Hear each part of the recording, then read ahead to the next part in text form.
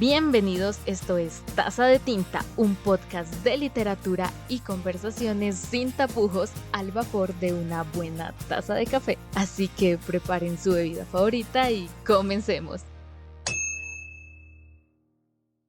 Hola, ¿cómo están? Bienvenidos a Taza de Tinta, un podcast para hablar de libros entre amigos. Mi nombre es Mafe, de nuevo tengo más gripa, pero eso no importa, porque como siempre estoy aquí con la hermosa y maravillosa Diana. Hola. Y además de todo tenemos dos invitados a falta de uno, así que por un lado tenemos una invitada súper especial que viene desde el otro lado del charco y ella es Elena. Hola, gracias por invitarme en este podcast y gracias a todos los que nos escuchan. Me llamo Elena y estudio lengua y sociedad neerlandesa en Francia. Me gustan los libros, como ya lo pueden adivinar. Yo tengo también dos podcasts. Uno que se llama The Student's Voice, la voz de los estudiantes. Es un podcast que es en inglés y es un podcast sobre los estudios en la universidad. Yo tengo también un otro podcast que se llama Sin Fronteras, sobre la cultura de los países hispanohablantes. Me gusta también aprender lenguas extranjeras y me alegro de estar aquí y hablar con vosotros en una lengua que me gusta, el español. Muchas gracias. Y como ella dijo, tiene un podcast que se llama Sin Fronteras. Esperamos que lo escuchen porque hicimos una colaboración hablando de Colombia, patria bonita, patria querida, en su podcast. Entonces no se lo pueden perder. Y por otro lado está Dani, un invitado que esperamos sea muy recurrente. Así que, Dani, si quieres de nuevo, preséntate. Él estuvo con nosotros en el capítulo de Truman Capote hace como 3 capítulos atrás, más o menos. Exactamente, 2 capítulos atrás. Buenos días, tardes, noches, desde donde nos escuchen. Muy feliz de estar otra vez aquí en Taza de Tinta. Muchas gracias a Mafe y a Ana por la invitación. Esperamos seguir con estas colaboraciones y no, pues qué chévere, hacer una colaboración tan genial con Elena desde, como lo dijo Mafe, desde el otro lado del charco. Muy contento y muy honrado de estar aquí de nuevo. Bueno, y no siendo más las presentaciones, creo que podemos pasar a hablar del contexto para el libro del día de hoy, que es La Cena de Herman Koch.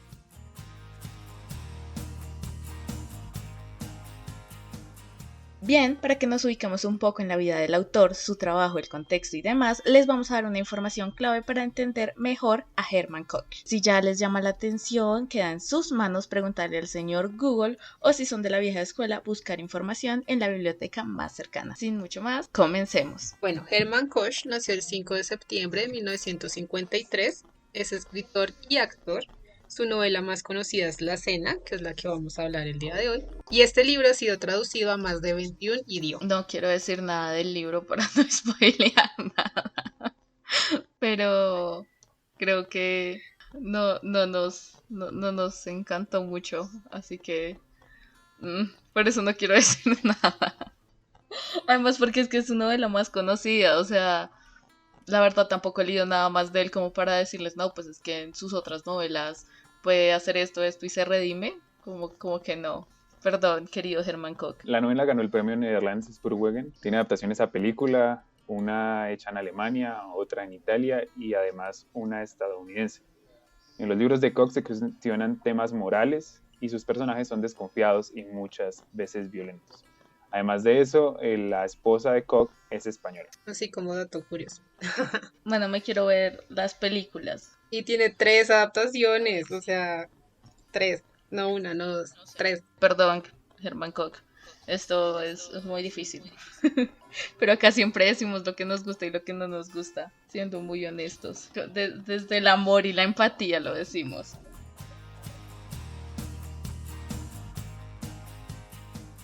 Antes de discutir este libro vamos a contarles de qué se trata, pero como ya saben, siempre les recomendamos ir al texto original, pero esta vez no es verdad, no vayan al texto. Vayan a las películas, no mentiras, tampoco nos las vimos, así que no sabemos.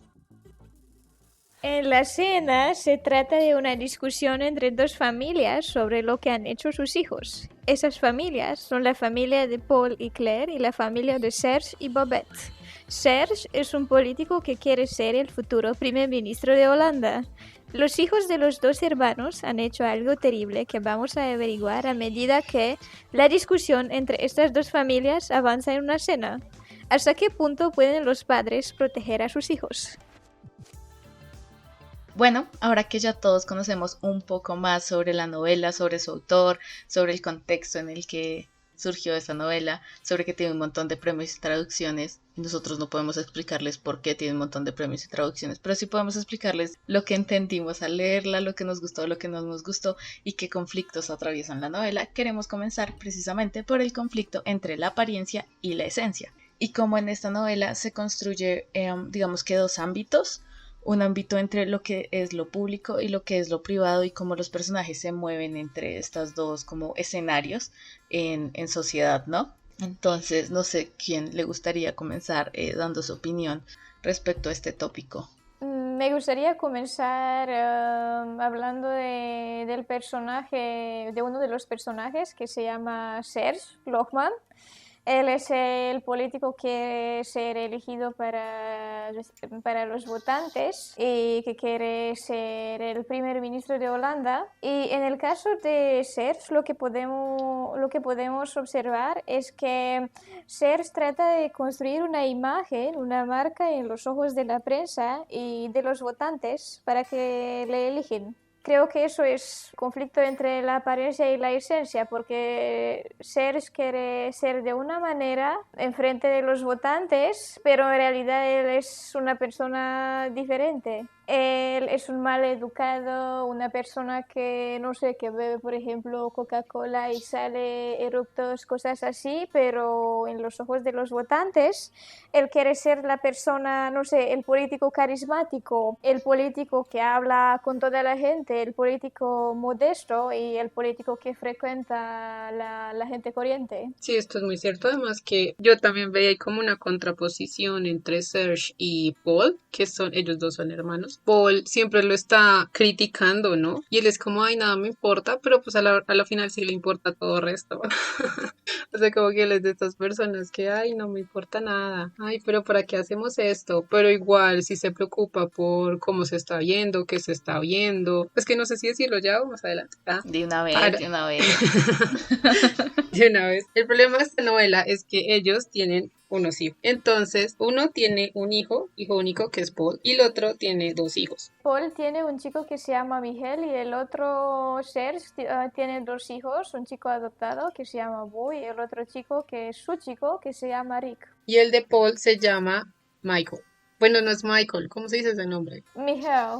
Entonces, Miguel y Rick un día están así como muy aburridos de la vida. Quieren sacar dinero de un cajero automático, pero resulta que allí hay una habitante de calle durmiendo en ese cajero automático. Entonces ellos son como quítate, ella no se quita y son como no, no nos podemos dejar. Le empiezan a botar basura y hay un bidón de gasolina ahí al lado. Y ellos son como no, pero pues está desocupado el bidón, no pasa nada. Le botan el bidón, pero después se ve como le echan también una cerilla prendida y claramente explota, la persona muere. Y pues esto se hace así como la noticia porque no saben bien quiénes son los chicos que hicieron esto. Pero los papás apenas ven el video saben que son sus hijos, o sea, no hay duda. Entonces al final esta escena, que es la que transcurre en el libro, ellos pues se la pasan como aquí todos sabemos qué pasó, pero nadie habla al respecto. Y al final todos queremos proteger a nuestros hijos. ¿Qué vamos a hacer? Serge está como no, yo tengo que contar que ellos hicieron mal y que pues tienen que pagar por lo que hicieron, pero Paul está como no, no vamos a dejar que eso suceda porque se les dañaría la vida entera. Sí, y en este caso lo que es también interesante es la imagen real de quién es el chico de Paul y la imagen, no sé, la imagen fingida de este chico, porque por ejemplo si escuchamos a Paul vamos a ver que Miguel es el chico que se hace los deberes, un chico bueno, chico que tiene ropa de buena calidad, cosas así, pero en realidad él tiene algunos, no sé, instintos criminales y, por ejemplo, no sé, una situación interesante en este caso es que, no sé, en el día del evento con la mujer que fue matada para los chicos, Miguel tenía un encendedor y el padre se pregunta, pero ¿por qué él tiene un encendedor? Porque normalmente él no fuma y cuando el padre preguntó a Miguel por qué tenía un encendedor, él dio la respuesta siguiente, Ah, sí, pero tenía un encendedor porque me gusta de vez en cuando dar fuego a las chicas y ser el chico simpático. Y eso es un poco, no sé,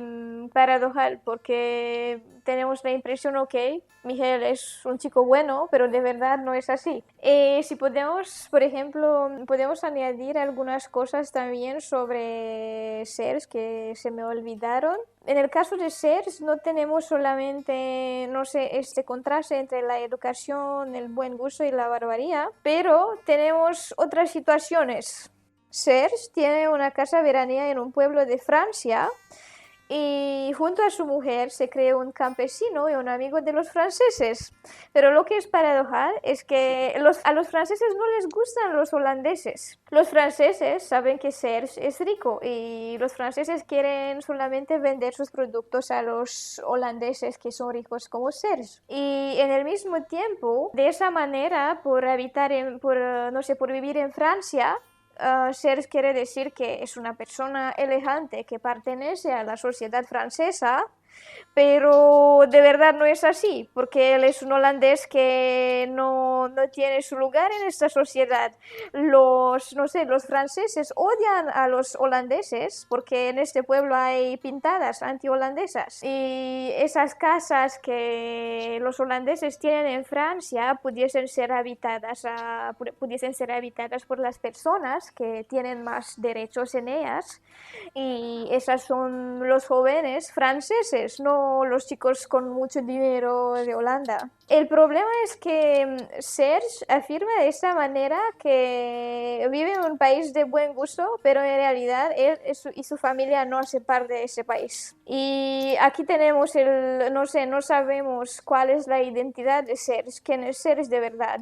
¿Es francés? ¿Es holandés? ¿Quién es él? Yo iba a decir que creo que ahí hay como precisamente más que no saber cuál es la identidad de Serge, hay como una fragmentación en esa identidad, porque él se percibe de una manera, quiere ser percibido por los otros de otra manera y los otros lo perciben de otra manera, es decir, como que ahí es precisamente donde en mi opinión veo el juego de lo privado y lo público, más allá como de las situaciones digamos evidentes de querer ocultar la travesura, voy a decir travesura aunque claramente eso no fue una travesura, el delito de los muchachos, como que ellos obviamente quieren ocultar eso y digamos lo que Elena decía en la narración, ¿no? Como hasta dónde llega el querer proteger a tu familia, porque ellos hasta cierto punto quieren ocultar eso para proteger a los muchachos y que no les pase nada porque son demasiado jóvenes, es un error, un accidente, bla, bla, bla, un accidente le sucede a cualquiera,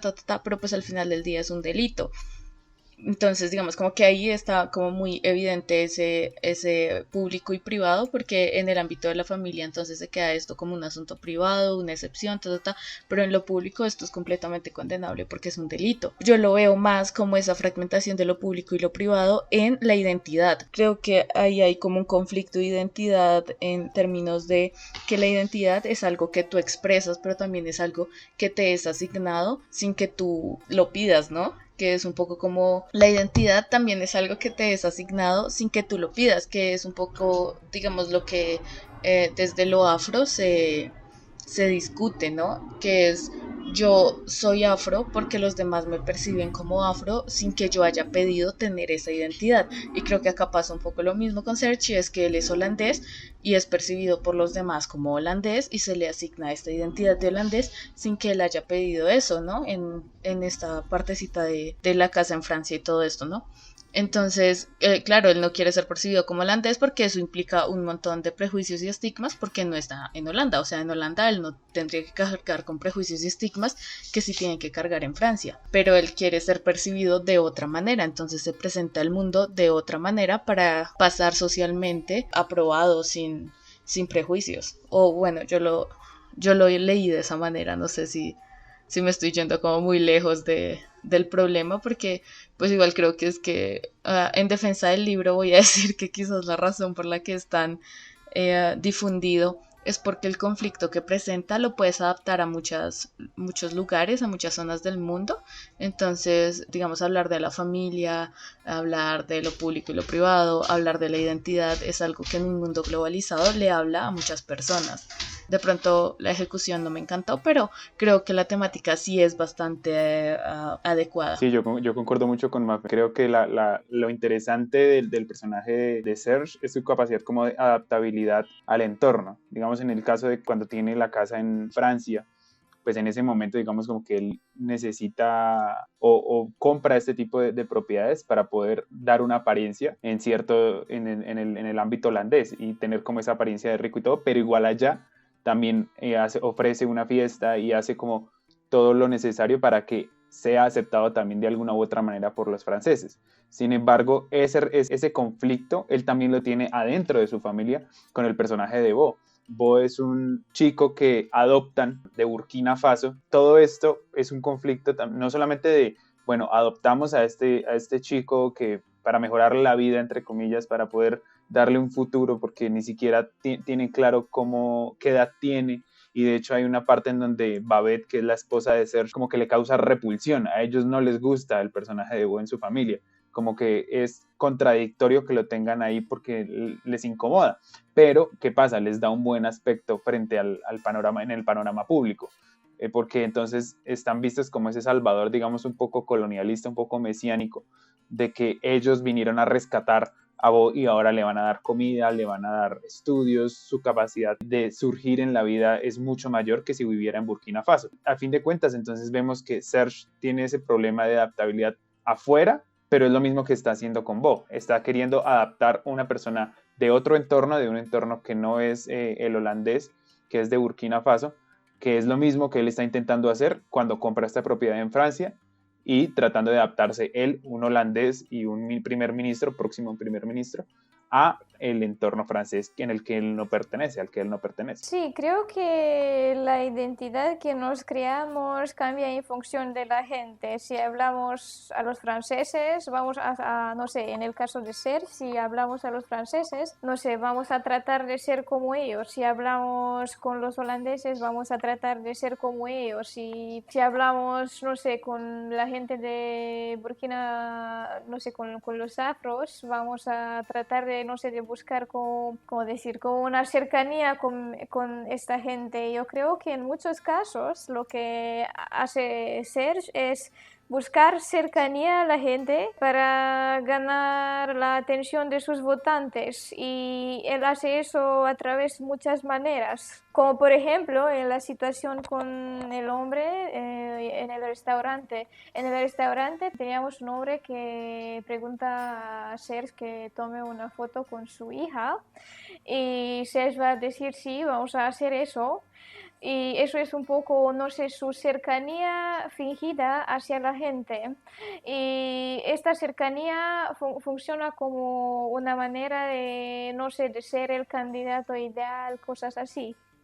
Pero lo que es también interesante es que es solamente el narrador que sabe de verdad quién es Serge, y tenemos que confiarlo porque no tenemos no tenemos las perspectivas de otras personas sobre Serge. En este caso, su hermano Paul opina que lo que delata a Serge, no sé, lo que nos cuenta quién es Serge de verdad es la arruga en su frente, y también el hecho de que cuando él sonríe a la gente, como él sonríe a la chica y a su padre que querían tomar una foto, sus ojos no sonríen. Y eso quiere decir que Serge es de alguna manera un hipócrita que busca la cercanía de la gente para ganar simpatía. Sí, total. Él lo utiliza para ganar votos. A fin de cuentas, él es una figura pública y creo que eso, a mí eso fue una de las cosas que me pareció como llamativas del texto y que me preguntó, porque se supone que al final él decide retirar su candidatura como primer ministro a raíz de este problema que tuvieron sus hijos, que tuvieron Rich, Kelly y Bo, que de hecho aquí entre paréntesis está basado en una historia real de un asesinato que sucedió en España y es como un poco más denso de lo que lo expone Koch en la novela. Y a partir de eso como que no entiendo entonces por qué, si él ya sabe que va a retirar su candidatura, si ya sabe que su carrera se le va a venir abajo de alguna u otra manera, porque sigue haciendo eso, ¿sí? Creo que es un personaje, como lo decía Elena, hipócrita en ese sentido también, como que a pesar de todo, a pesar de que él ya sabe lo que va a hacer, de que ya tiene muy presupuestado, que va a retirar su candidatura, que se va a aislar, pues igual hay que seguir con el show, ¿no? El show debe continuar, debo seguir siendo una buena persona para esta gente y así los deteste en el interior y no me dejen cenar con mi familia y hablar de lo que venimos a hablar, pues tengo que posar bien para la foto y sonreír y tratar de ser amable por el tiempo que yo considero necesario. Entonces sí es un hipócrita de todas maneras, creo que es un personaje, es muy político en todos los aspectos. Parece, por ejemplo, que falta en esta novela es que no tenemos los verdaderos sentimientos de Serge, no tenemos la verdadera perspectiva de Serge. Y a veces me preguntaba, pero Paul nos dice eso sobre Serge, pero quería saber qué opinan los otros sobre Serge y qué opina él mismo y qué piensa él mismo. Porque siempre tenemos la perspectiva desde el narrador, desde Paul, que igual uno puede intuir cierta cercanía por lo que son hermanos y porque de alguna u otra manera Serge es mucho más exitoso que Paul, ¿sí? Tanto como en su carrera, como económicamente, porque de hecho algo que trasciende, que atraviesa toda la novela, es que Serge puede conseguir una mesa en el restaurante donde están cenando el mismo día que la pide, a diferencia de que si Paul, una persona que no es pública, la pidiera, tiene que esperar 3 meses. Y ya con eso uno puede delatar no solamente la influencia que tiene Serge en el campo, digamos, como público, sino también la fuerza y el músculo económico que tiene él para poder pagar la cena, para poder darse esos gustos y lo que se viene después con los hijos, como bueno, ¿cómo voy a decidir esto si esto afecta a mi carrera como político? Precisamente iba a decir eso, y es que el hecho de que Paul sea el narrador creo que es lo que quita la perspectiva de la que habla Elena, que hace falta, porque desde el primer momento uno se da cuenta que a Paul le fastidia muchísimo todo este asunto de que Serge sea un personaje público y que tenga esta como poder social y económico, como que a él le fastidia, le molesta, le disgusta, o sea, cualquier cosa que da un atisbo de que tú tienes ese poder económico para conseguir una mesa, o sea, una cosa tan sencilla. Él desde el primer minuto está como, yo ni siquiera quiero ir a ese restaurante, ¿para qué voy a ir? Es un absurdo que una persona tenga que reservar 3 meses antes y que además mi hermano pueda reservar como ese mismo día simplemente porque es él. Eso le demuestra a uno desde el principio que Paul ve con muy malos ojos toda esa situación. Pero aún más creo que es lo que quita perspectiva, porque sí queda uno como ahí colgando esperando saber qué es realmente lo que Serge quiere. Es decir, siempre vemos a Serge desde esta perspectiva de que es un hombre enfocado en su carrera política, en su imagen pública, y que pues su familia le funciona y la quiere en la medida en la que no estorbe a su imagen pública. Pero nunca podemos ver qué tan real es eso, o sea, al final del día, qué tanto le importa esto. Y lo mismo con como que todos los escenarios, ¿no? Todo está atravesado por el filtro de la mirada de Paul, y Paul, no sé, como que a veces se me hace que tiene una mirada muy rígida, entonces no te da muchas perspectivas, sino que, o sea, él no busca otras opiniones, o yo, no sé, yo lo leía así, como que yo lo veía como este personaje súper terco en que yo tengo razón en que eso está mal, yo tengo razón en que esto es una estupidez, yo tengo razón en que eso es así, así, así, así. Y como que no lo veía buscar qué piensa el otro, qué dice el otro, qué me cuenta el otro. Quizás eso, yo estoy aquí como intentando analizar qué de esta novela fue lo que no me gustó, porque a mí me costó muchísimo leérmela, o sea, yo estoy segura de que yo fui la última en este grupo en terminar de leerla y me costó muchísimo, muchísimo, y debo decir que la temática no me parece mala, o sea, me parece una temática interesante, el nudo de la historia, la problemática central me parece interesante, pero yo no sé, yo no conecté con este libro, entonces para mí este es el podcast de averiguar por qué no. Pues es que a mí me parece que no está bien hecho, o sea, no está bien escrito, es muy lento, como que uno al final igual ya sabe a dónde va y es como, bueno, pero dímelo, dímelo. Digamos, se demora como 3 capítulos diciendo que Serge es su hermano, como pum, plot twist, y es como, ay, no me Sí, eso también. Entonces Yo es como, al inicio oh, estaba todo como, uy, qué man tan fastidioso. Y después fue como, ah, es mi hermano. Y yo, con razón, los dos son tan fastidiosos, es genético. exacto, entonces a mí me parece que es muy lento, que igual las reflexiones que hace no son, o sea, no llegan realmente como a algo chévere. Digamos, yo lo relacionaba mucho con una película que se llama Trunk, que es Danesa, del director Thomas Vinterberg, Ah, sí. y habla precisamente de como este aburrimiento de yo qué hago con mi vida, cómo hago que no todo sea una cotidianidad, ¿sí? Sin ningún propósito, y por eso estos cuatro amigos empiezan a ver una filosofía toda extraña, pero pues ahí se ve que cómo lo hacen muy chévere, ¿sí? Por medio de la imagen. Y también pensaba en La casa de Jack, que La casa de Jack es una película de Lars von Trier que trata de un asesino. Y lo chévere de este asesino es que él, o sea, él le está contando a alguien porque él realizó todos esos asesinatos. Y él lo argumenta de una manera, o sea, es increíble cómo lo argumenta. O sea, uno obviamente sabe que está mal, pero el man lo argumenta como es que esto lo hice porque pues antes la cacería era así y estas eran las razones y lo organizaban así y pues yo hice lo mismo. Y es como que putas, o sea, es increíble cómo lo hace. Entonces yo creo que este Herman Koch lo intentó hacer algo parecido, pero pues no la logró nada. Y más teniendo estos dos referentes tan asombrosos. Yo como cosa rara lo relacioné con una serie de Netflix. Yo siempre, mis saltos estándares. Yo lo relacioné con la chica nueva, Girl from Nowhere. Hay un capítulo que es de una muchacha que es hija de un político y ella comete un delito y todo el capítulo es en torno a cómo ocultar ese delito, ¿no?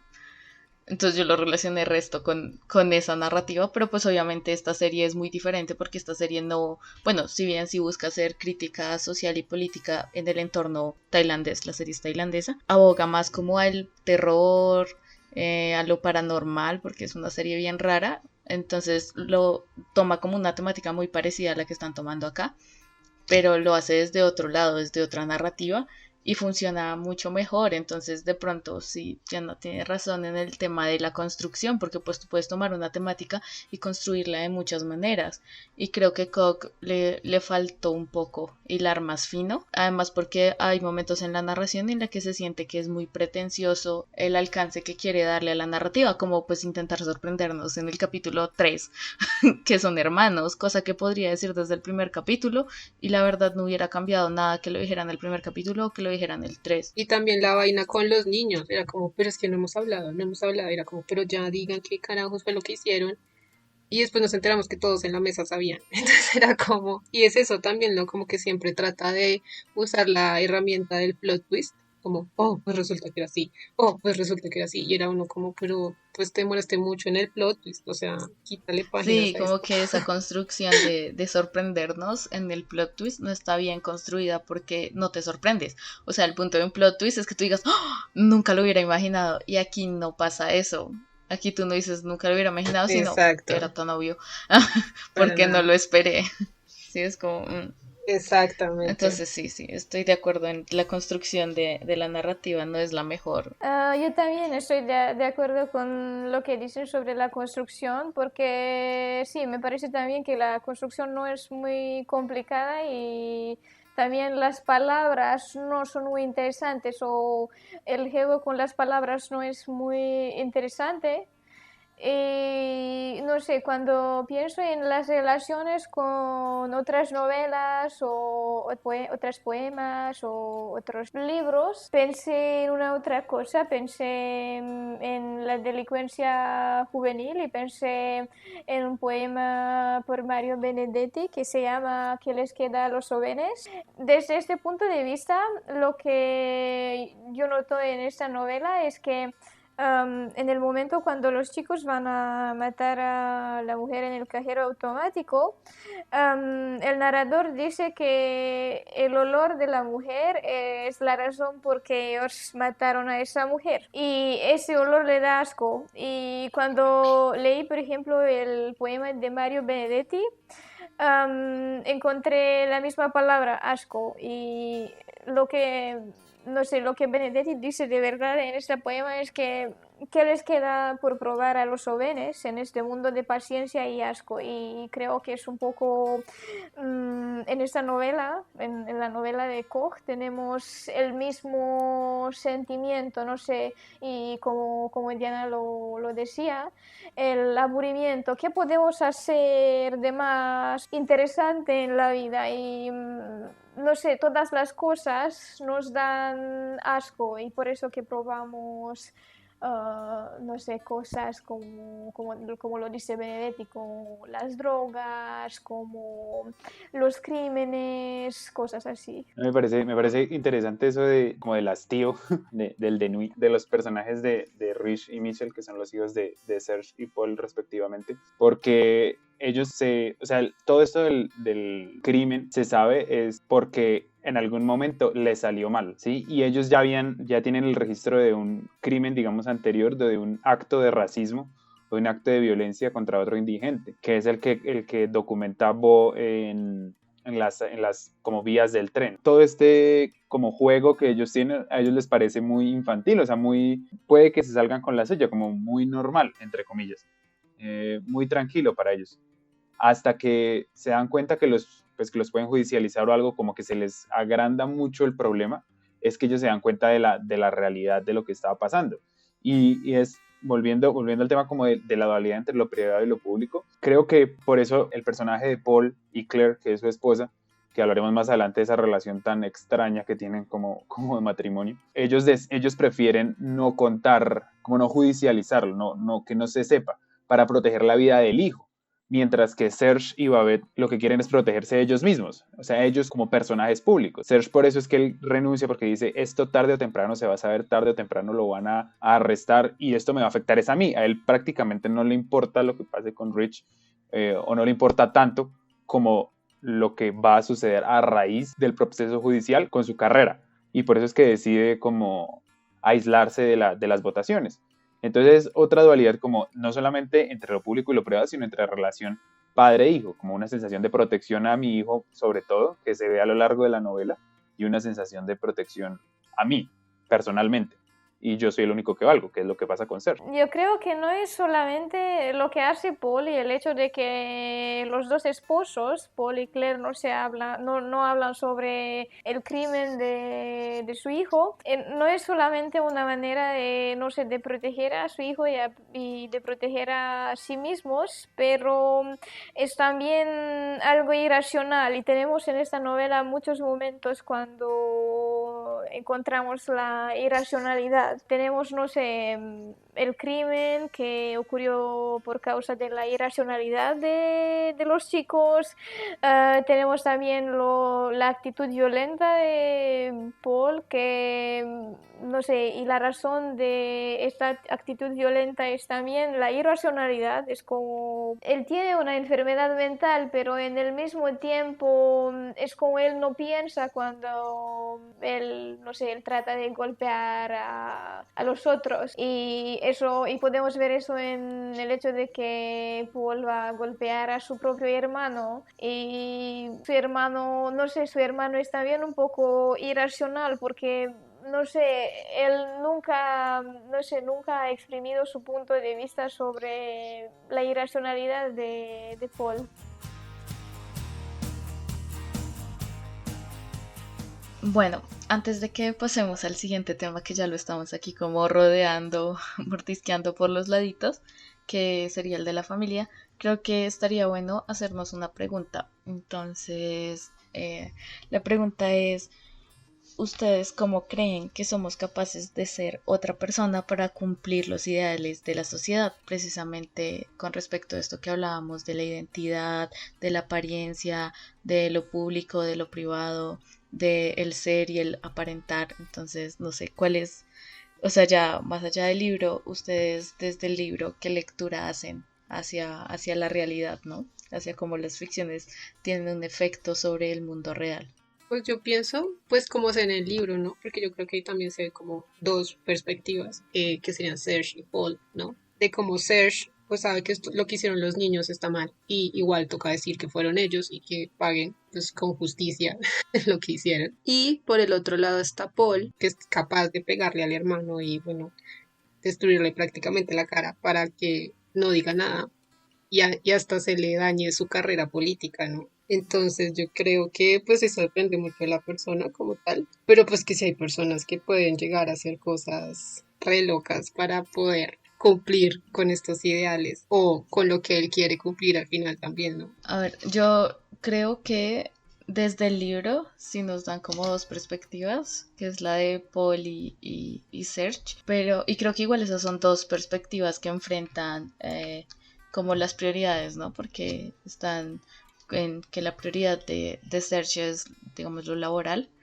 y lo público, y la prioridad de Paul es lo privado y la familia.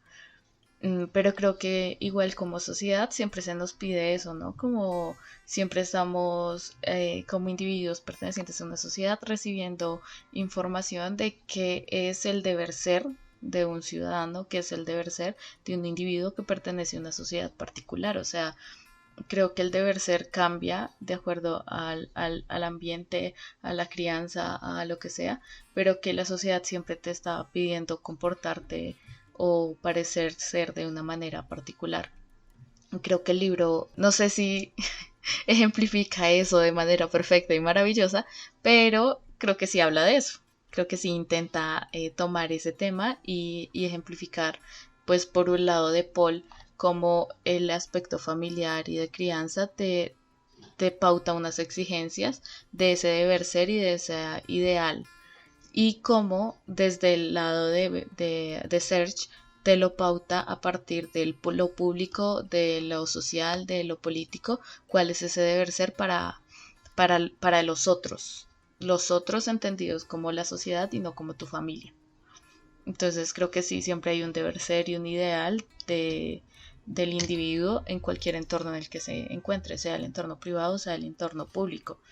Aquí creo que presentan como que el público es el que más te tiende a abogar a ese deber ser, pero yo creo que en el mundo real, más allá del libro, creo que todos los entornos te abogan por un deber ser. A mí me parece que una idea, no sé, una idea soltera de esa novela es que no ser tú mismo es muy peligroso. Y no decir lo que piensas es también peligroso. Hemos visto que los esposos no hablan sobre lo que ocurrió con los chicos y, por ejemplo, Paul no va a hablar con su chico sobre, no sé, no va a hablar de manera sincera con su chico sobre lo que ha pasado y eso no está bien. Y si quieres ser una otra persona, como ser y como, no sé, también como Miguel un poquito, te vas a perder a tú mismo y engañar también a los otros y complicar las cosas, porque lo más importante es ser sincero con los otros y decir lo que piensas, no sé, tratar de explicar la situación y después probar de, no sé, de buscar una solución para un problema. Pero lo que hacen los personajes de este libro es no hablar sobre sus problemas y porque no hablan sobre sus problemas es muy difícil de buscar una buena solución. Sí, creo que algo que se ve como que atraviesa perpendicularmente toda la novela es esa incapacidad de dialogar, de diálogo que tiene Paul con el mundo, tanto con Claire, con su esposa, como que de verdad hay una distancia casi que irreparable entre ellos como matrimonio, y esa distancia se ve también entre Paul y Miguel, y su hijo, porque evidentemente cuando hay como este tipo de problemas grandes, lo que hace el hijo no es contarle cómo vamos, sino él prefiere contarle a la mamá primero. Y creo que esa decisión muestra no solamente pues, una complicidad con la mamá, sino también una distancia en la que el padre está mucho más relegado, tal vez producto de esos conflictos violentos que tuvo, porque hay varios apartados en la novela donde él como que tiene esos accesos de furia y que justamente ahorita que estamos hablando como de otras películas y novelas, recordé mucho el personaje de Jack Torrance del Resplandor de Stephen King, que él también tiene como ciertos como accesos de furia, como ciertos episodios de ira, en el que explota y golpea a Danny, que es el hijo, o a su esposa, o se pone muy irascible. Entonces, Paul también tiene ciertos momentos y justamente hay una complicidad en esos momentos con Mitchell. Por ejemplo, cuando él tiene un problema con el señor de las bicicletas y lo que él hace es, lo que hace Paul como padre es ir a defenderlo hasta el punto en que dice como voy a intentar pegarle. Y cuando lo asusta es que el hijo le pregunta, ¿pero pensabas pegarle? Y él decía, no, solamente con que se asuste y piense que lo voy a hacer, ya tengo cumplido mi sometido, lo que quería hacer, cumplido mi cometido. Pero le dice, guardemos este secreto entre nosotros dos, o sea, no le cuentes a tu mamá, ¿sí? Guardemos este secreto para que la apariencia de padre, que es eso que nos pide la sociedad, pues no se dañe, y la apariencia de esposo que cuida a su hijo no se dañe. Y esposo correcto, que era a fin de cuentas la pregunta que estábamos haciendo sobre si en realidad podemos ser capaces de ser otras personas. Y en ese caso, pues, Paul es uno de los perfectos ejemplos, y Serge también. Serge también cumple los ideales de político, de hombre de familia, de salvador de niños africano, cuando trae ese personaje burkinés a la novela, se cumple. Mientras que puertas adentro, puerta cerrada, es otro tipo de persona. Se me olvidó de decir una cosa sobre esta pregunta y pienso que lo que prevalece en esta novela es el engaño sobre el carácter de la gente. Y para dar un ejemplo, cuando leí esta novela me hizo dos preguntas. ¿Podemos conocer de verdad a una persona? ¿Cuánto es realidad en el carácter de una persona y cuánto es adaptación, civilización, comportamiento fingido? Esa pregunta es muy densa, es muy profunda. Qué buenas preguntas te hicieron hacer este libro. Porque creo que esa es una de las cosas y de verdad me parece muy interesante que Koch utilice un matrimonio en decadencia como lo es el de Paul y el de Claire para mostrar ese tipo de, bueno, hasta qué punto yo conozco a la persona con quien estoy compartiendo toda mi vida, o hasta qué punto ella tiene una confianza en mí para contarme que mi hijo hizo esto y no darme cuenta por mí mismo.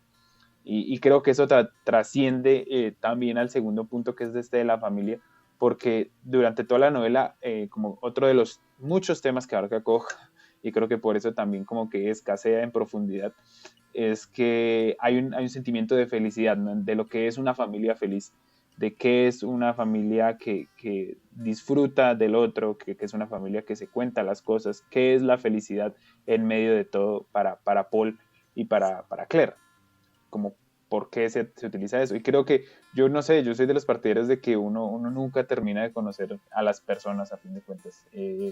Creo que o uno las conoce, pero más allá de eso, conocerlas realmente es muy complicado.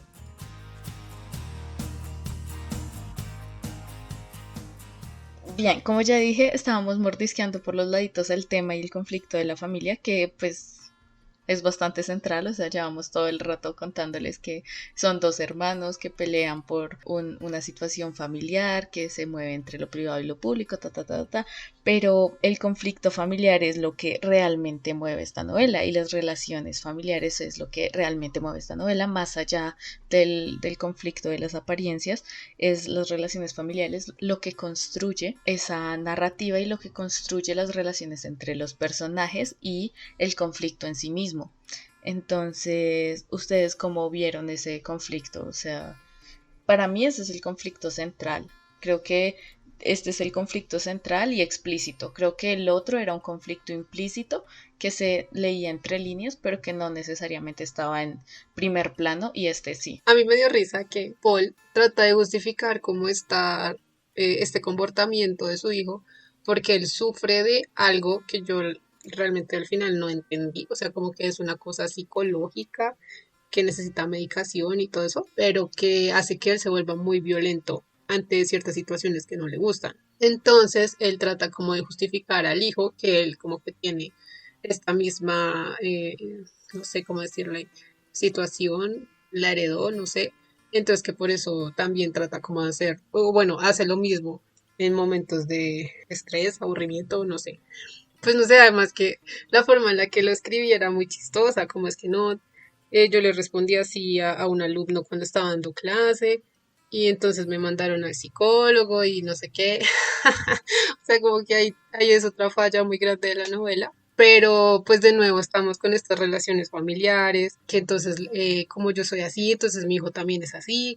Y me acordaba mucho de un filósofo que se llama Paul Preciado y él habla de las relaciones de sangre y las relaciones de leche y precisamente cómo estas relaciones son impuestas por la sociedad y muchas veces llevan a pues estas cosas tan horribles y violentas que vemos muchas veces en una familia y que aquí también lo podemos ver en la novela, tanto para proteger a sus hijos como mantener que él es una persona buena de apariencia hacia los demás. Pero creo que, no sé, el problema de la familia es que no saben cómo comunicar y por eso que tenemos unas reacciones violentas de sí, de la mayoría de los miembros de la familia fuera Claire. Y no sé, me parece que todos tienen un problema con algo y ellos no saben cómo hablar de este problema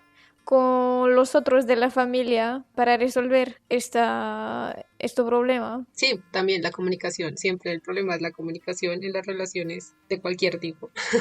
No se habla bien, pues muy difícil. Y eso también se ve en la relación entre Paul y Claire, ¿no? Porque uno como que siente que Paul no conoce a Claire. Sí, sí, es verdad. Pero en el mismo tiempo lo que es un poco raro es que Paul afirma que su matrimonio es mejor que el matrimonio de, no sé qué, el matrimonio de Serge. Al final del libro, cuando Paul no va a tomar más su medicación para este trastorno, no sé, ese trastorno que él tiene, Claire dice algo así, sí, eso es como yo te conocí, eso es como yo amo.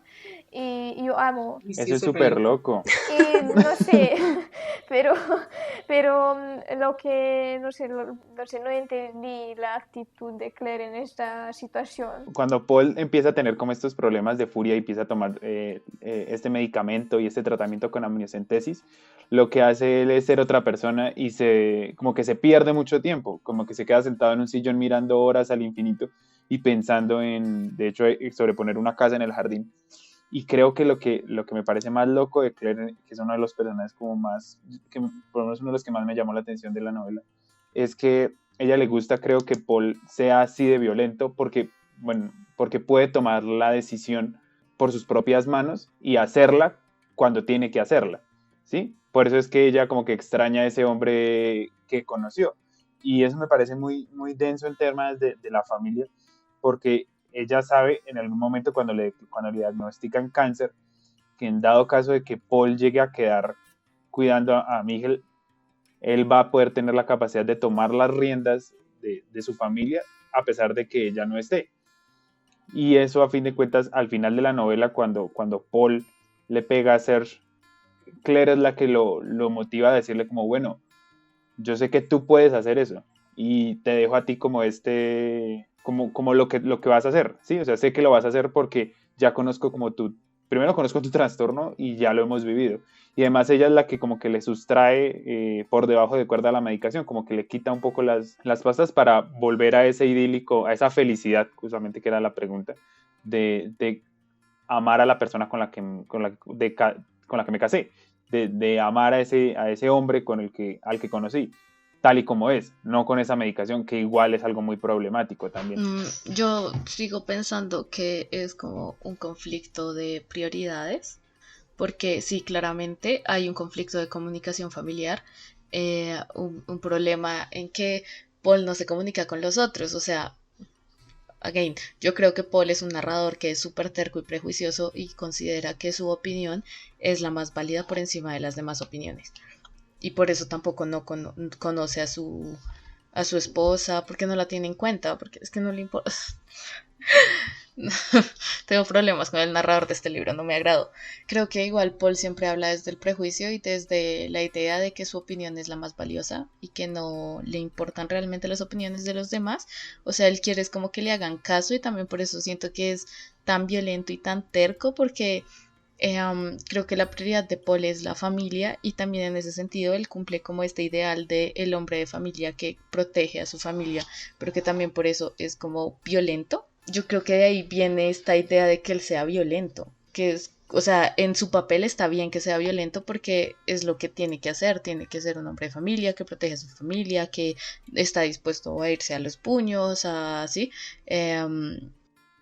y que por eso a ella no le gusta cuando él no tiene el medicamento, porque no puede cumplir ese ideal. Pero pues no sé, o sea, esa es como mi lectura de esa parte. Y por el otro lado está Serge, que lo que busca es simpatía. Sí, es terrible. Pero yo creo que por eso es que Serge es violento, pero de otras formas, como más manipulador, más ir a las apariencias y esas cosas. Y cuando se sale de los chiros es cuando ve en peligro esas apariencias. Creo que ambos están priorizando otros ideales, o sea, creo que el ideal, o sea, creo que ambos ideales son como re tóxicos, ¿no? Son re problemáticos, pero creo que el ideal que prioriza Paul tiene que ver con lo familiar y con el hombre de familia, macho alfa proveedor, unga unga, y el, y el de Serge tiene que ver con lo político. Entonces él busca ser simpático, pero a los ojos de la gente, del pueblo, de quienes votan, de los votantes. Él no quiere ser simpático a los ojos de su familia, eso no le interesa, porque a él no le interesa tener una familia para ser un hombre de familia, sino a él le interesa tener una familia para dar una apariencia determinada en lo político.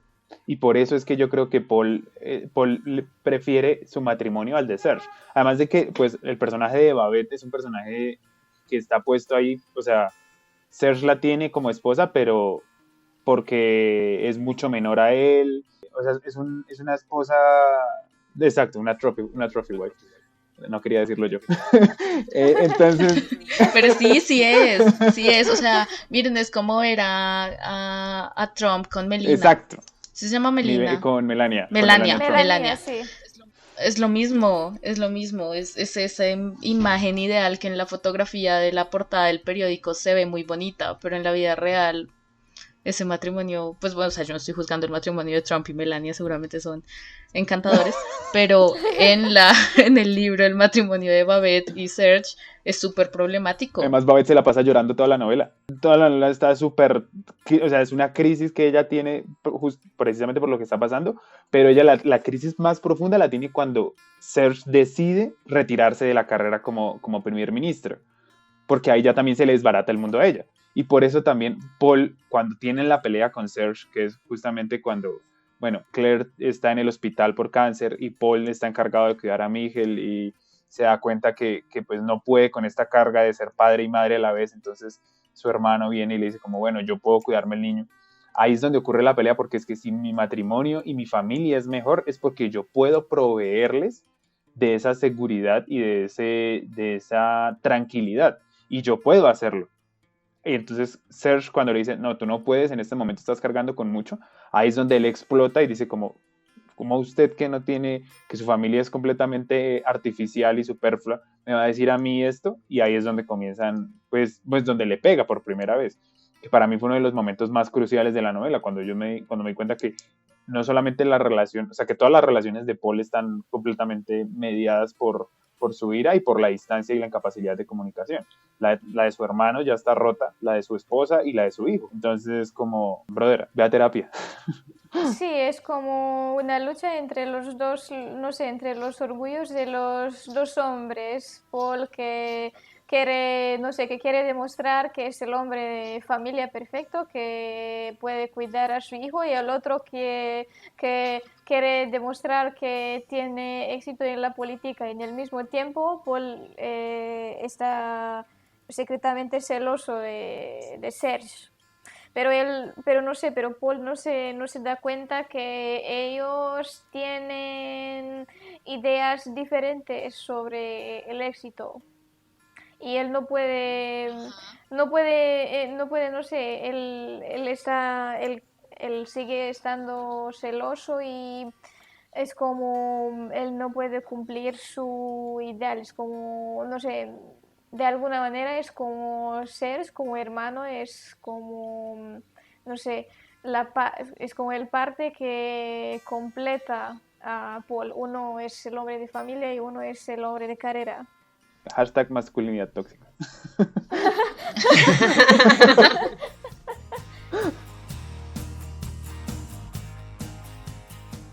Y bueno, para cerrar esta discusión sobre el tema de la familia, específicamente en este libro, y pues un poco hablando desde la perspectiva y prioridades de Paul, creo que estaría bueno preguntarnos, ya como que Paul priorizaba como ese lado familiar y ese lado de ser hombre de familia, hasta qué punto podemos sacrificar nuestra moral para ser felices como familia. Porque yo creo que Paul la sacrifica siempre. O sea, él está dispuesto a entregar todo por la familia. Serge no está sacrificando la moral por la familia, le está sacrificando la moral por otra cosa. Sí, exacto. O sea, yo creo que como tú dices, esto es una cuestión de prioridades. Y de nuevo, en los hermanos podemos ver dos posiciones posibles, que sería una, bueno, sacrifico la integridad física, emocional, laboral, todo de mi hermano para que no le pase nada a mi hijo. Y la otra es sacrifico, no sé, parte de mi familia para yo quedar como una buena persona ante el mundo o bueno, ante mis votantes en este caso. Entonces sí, creo que puede ser una cuestión de, o sea, sí se puede sacrificar por cualquier cosa, ya sea felicidad por la familia, ya sea por lo que sea, que sea tu objetivo de vida, pero sí se puede sacrificar. A mí me parece que los dos hermanos pasan al lado de este sacrificio. Es como ninguno de los dos hermanos no llega a lo que ellos quieren hacer. Y no sé, ellos hacen un sacrificio diferente, pero todo el tiempo no sé, de una manera muy mala. Y eso es porque ellos no sé, ellos no pueden llegar a hacer lo que quieren. Es como más el fracaso, no sé, el fracaso en sacrificar nuestra moral para ser felices como familia. Y al final sí, pensamos que sí, la familia está feliz, todos, no sé, todo va bien, pero me parece que en realidad no es así, es solamente una ilusión. Decimos sí, tiene una resolución, no sé, no. Pero sí. Sí, como que se resuelve. Sí, es como el problema está resuelto, pero en realidad no es así. Es solamente una resolución de corta duración. Sí, no resuelve a raíz el problema familiar, o sea, son otra vez las apariencias, solo en apariencia están resolviendo algo, pero la raíz del problema, la raíz del problema de comunicación, la raíz del problema de prioridades, la raíz del problema de que para uno el éxito es una cosa y para el otro el éxito es otra, eso sigue, eso perdura, no cambia. Y que sean soluciones cortas. Lo que me parece es que, no sé, leemos este libro para resolver el problema de la familia, pero al final no sé, la verdadera solución de este problema hace falta. ¿Por qué hemos leído este libro si no sé, si no podemos llegar a una solución? Yo creo que igual, es que esto es una de las cosas de la construcción de la narrativa y es con respecto a lo que dices, como para qué estamos haciendo esta lectura si igual no llegamos a una solución, ¿no? Y es que igual creo que eso es una expectativa como que él construye, que el autor, que Koch construye en la forma en la que presenta la historia, precisamente porque es muy ambicioso, o sea, yo siento que hace una narrativa muy ambiciosa en términos de que tiene pretensiones muy altas de lo que está intentando lograr, y la voz de Paul, que es una persona como tan terca, ponerlo como narrador, creo que te da la perspectiva de que al final va a haber una solución definitiva o algo por el estilo, de pronto no como sociedad, pero en la historia, en los personajes, y yo tampoco vi esa solución definitiva en los personajes. Entonces creo que igual ahí también puede estar el otro problema en la construcción de la narrativa que hizo que no conectáramos del todo con el libro, y es que te genera una expectativa que no te va a entregar, y en donde se supone que te quiere sorprender, pues los plot twists no funcionan. Entonces yo creo que esa es la cuestión con la narrativa del texto y con que no hay una solución final, porque igual creo que en eso sí me parece chévere el libro, y es que no haya una solución, porque la solución sería un proceso, ir a terapia, y esta familia no creo que vaya a ir a terapia. Sí, es verdad. Creo que no sé, el libro trata más de hacernos preguntarnos sobre algunas cosas que de darnos una solución clara. Sí, creo que intenta cuestionar esos status quo, esas prioridades, esos ideales. Algo que me parece muy loco de la novela es que esas soluciones temporales como que abarcan todos los temas, tanto en la parte de la relación con Serge y lo que va a hacer de quitar su candidatura. Entonces lo que hacen es pegarle todo, pero la parte más trágica es cuando Mitchell, en mi opinión, pues cuando el hijo de ellos y Rich van a pegarle a Bo, o sea, como que porque Bo los está chantajeando diciéndoles denme 3.000 euros o les publico los videos y les daño la vida a ustedes. Entonces lo que hacen es, pues se intuye, porque en realidad digamos que otro de los puntos negros tal vez un poco de la narrativa es que no se sabe qué pasa en esa parte, si en realidad le pegan, si en realidad lo matan, porque solamente él vuelve como ensangrentado. Y ahí como que se soluciona entre comillas el problema, pero es una solución supremamente problemática tanto para la sociedad como para ellos como familia, porque entonces están pegándole, matando tal vez a Bo, y además eso genera al final, que es digamos como que uno de las partes más críticas del texto, que haya una complicidad entre Paul y su hijo, como producto de esos golpes, porque tanto él le pega a Serge como Miguel le termina pegando, casi que matando a Bo. Y entonces ahí el final de hecho es como, me limité a mirarlo y entonces él se acercó a mí y me abrazó con fuerza. Te quiero, papá, porque se estaban riendo de lo que estaba pasando. Toda la novela en realidad es cómica en ese aspecto, les parece muy curioso y muy chistoso asesinar indigentes, pegarle a sus compañeros, pegarle al señor de las bicicletas. Toda la violencia está muy comicizada, muy como parodiada en toda la novela. Y si hablamos del hecho que no tenemos una solución clara al final de esta novela, eso me hace pensar en este juego entre la racionalidad y irracionalidad, de nuevo. Porque, no sé, cuando no tenemos una solución clara, al final es como incumbe un parte de irracionalidad. Tomamos el riesgo que el problema está parcialmente resuelto y no sabemos qué va a pasar en el futuro. Sí, es un final muy abierto, es como que se soluciona entre comillas, pero por debajo todo está sucediendo igual de fuerte o ahora mucho más problemático, mucho más fuerte. Digamos que en ese aspecto es mucho más real la novela, así como apegada a nuestra realidad que a la ficción, aunque no hay una resolución clara. Eso fue todo por el capítulo de hoy, esperamos que lo hayan disfrutado y que estén listos para el próximo capítulo. Como siempre, recuerden que pueden encontrarnos como @tazadetinta _podcast en Instagram y Facebook y como @tazadetinta en TikTok y en YouTube. Recuerden que hoy estuvimos con 2 invitados maravillosos.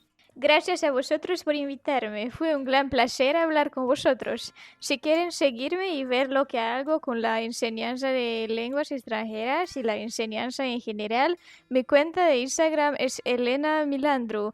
Mi nombre se escribe así: ELENA. Y mi apellido se escribe así: MILANDRU. En el enlace de mi descripción de Instagram pueden encontrar mis otras cuentas y encontrar más información sobre mis proyectos. Gracias. Gracias a Diana y a Mafe por invitarnos, gracias a Elena también por participar. Bueno, a mí si me quieren seguir, @eldaniescobar en Twitter, Instagram y TikTok. Y si quieren escuchar, les hago la puya ahí de nuevo para escuchar el capítulo de Capote en el que hablamos de música para camaleones. Gracias de nuevo y nada, esperamos vernos pronto también. Y muchas gracias. Gracias a los dos por participar y aceptar esta invitación. Este es un espacio pensado para compartir y abrir la conversación, así que compártanlo y recuerden cómo aprendimos de la novela de Koch. Las familias desdichadas se buscan el uno al otro. Recuerden que esto fue Taza de Tinta. La novela de la discusión fue La Cena de Hermann Koch. Escucharon a sus podcasteras favoritas, Mafe Escobar y Diana Ardía, en compañía de Elena Milandru y Daniel Escobar. El guión fue realizado por las mismas. La edición fue realizada por Jenny Freund. Y la musicalización fue posible gracias a Jason Shaw. Sin nada más que agregar, adiós.